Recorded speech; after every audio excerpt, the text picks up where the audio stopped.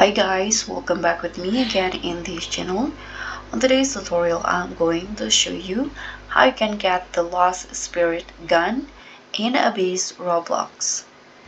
So the Lost Spirit gun is one of the most unique range weapons in the Abyss because it's known for its spectral projectiles and also insane crowd control.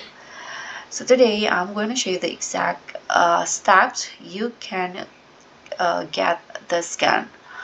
So to get the scan, first you need to go to the spirit route. So this is where you can purchase the gun. So once you arrive in here, okay, you can just go left from the teleporter, and here you just need to find this NPC called Victor, and on the right side in here from Victor you can see the gun. So this is the Lost Spirit gun.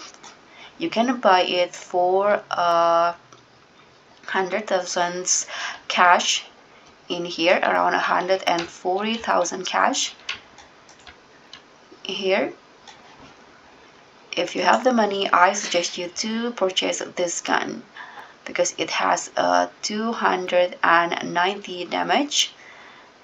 That will be helpful for you.